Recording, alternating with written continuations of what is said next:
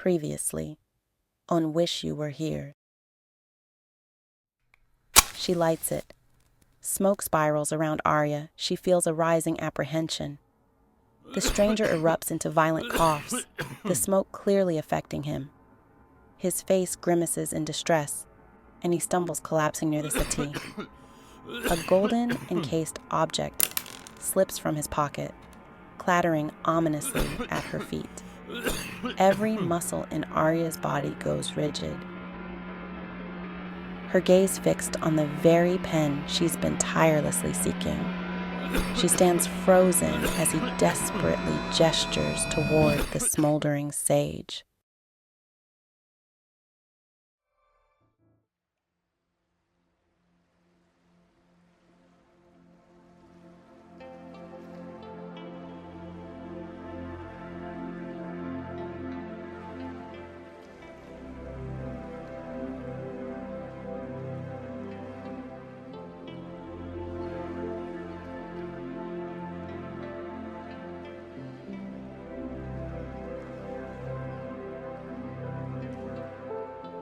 Welcome back to Short Stories and More, where we read to you our most feel-good stories. This evening, we continue our reading of Wish You Were Here. If you are new to this series, we strongly encourage you to watch our previous video. If you are returning, we thank you for your support. We ask that you sit back, hit the subscribe button, relax, and enjoy the next part. The shrill wail of the smoke detector pierces the stillness of the room. Aria flinches, her heart pounding as the relentless sound drills into her ears. Above her, the white disc on the ceiling flashes a persistent red light, each pulse demanding her attention. Breaking free of her daze, she forces her body into action. Her hand sweeps across the smooth floor, retrieving the pen. Aria darts to the kitchen and plunges the smoldering sage into the sink. She flips on the overhead fan and throws open the windows. Fresh air rushes in, carrying the smoke away and easing his cough. The alarm subsides, leaving only the hum of the fan and the trickle of water. She notices his reddened skin and offers him a glass of water, along with a cool towel, providing immediate soothing relief. They sit quietly, and heaviness fills the space. Interrupting the silence, Aria asks, "Do you have anything to tell me?" "Thank you," he whispers, his head bowed. Aria reveals the pen, holding it purposefully before him. Recognition appears in his troubled gaze. His eyes shift from her to the pen. "Why did you lie?" she asserts calmly. "I got scared. He admits. I wanted more time with you." "You let me think I was losing my mind. You watched me search and said, 'Nothing.'" "I'm sorry," he says, shame transforming his entire demeanor. "I never meant to hurt you." Aria stands, her mood showing signs of disappointment and anger. "I didn't want lies." He reaches for her hand in desperation. "Please don't push me away." She pulls back. "I can't look at you right now." Without another word, she leaves him and retreats to her studio. The twilight seeps into the room, her paintings reflecting the pale dusk. She curls up in her papasan chair, staring at the heavens, yearning for answers. Hours slip by as darkness blankets the sky. A gentle knock pulls her from her thoughts. She stays still, listening as the footsteps fade into the distance. Taking a deep breath, she opens the door, her eyes landing on a covered dish sitting neatly on a folding tray table. Beside it lies a note. "Please forgive me." She traces his handwriting with her fingertip, unsure whether to trust in his sincerity. Her phone vibrates next to her, displaying her father's name. She swipes to answer. "Hey, Dad," Aria. he begins, his tone warm but laced with curiosity. Kyla called me this morning. She mentioned you have a male friend sleeping over. Care to explain? Steam rises in Aria's mind. She sends her sister a text.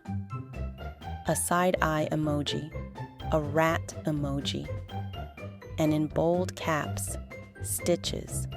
She pinches the bridge of her nose. "Oh, yeah, he's just a helpful friend." Her dad chuckles fondly. Helpful enough to cook breakfast? Sounds serious. "It's not like that," Aria insists, biting her lip nervously. "He's just around, that's all." A pause stretches before her dad adds, Sometimes having someone around makes things easier. But if you need anything at all, I'm here. Aria exhales slowly, her shoulders relaxing. "Thanks, Dad. I appreciate that." And Aria, He continues, forgiveness isn't just for others. It's for you too. To live better, we must learn to let some things go. "I'll keep that close to my heart," she replies. After the call, her eyes drift to the dish waiting on her workspace. Summoning her courage, she leaves the room and heads to the kitchen to make tea. When she looks up, she finds him pacing restlessly. Their eyes meet. Hi. He says warmly, with hope in his voice. "Hi," she answers, her tone subdued. His grin deepens as he sits up straighter. I've missed you. He confesses. Aria nods slightly, a spirit of inquiry unfolding within her. "You keep calling yourself my dream boyfriend, but I now realized I don't even know your name. What should I call you?" Nasir. He shares, a quiet assurance in his words. "Nasir, huh?" Aria teases. "Better than John Doe." He laughs with a carefree lightness. Nasir means helper or supporter in Arabic. He declares, pride resonant in each syllable. Isn't it fitting? "A name with purpose," she notes softly. Soon, their conversation finds its natural flow. Nasir listens intently, asking questions that make Aria stop and rethink her fears about the pen. His insights surprise her. The days blur together as their connection deepens.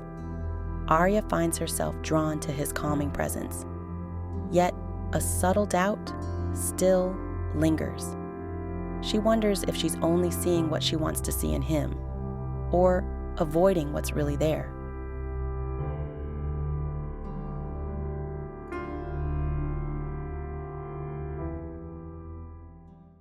The pen sits mystically on her nightstand, a silent testament to both promise and warning. Her hand glides over its smooth surface, caught between two futures, one safe and predictable, the other uncertain but full of possibility. One stroke could unravel it all, or spark something entirely new. Will she use the pen or not?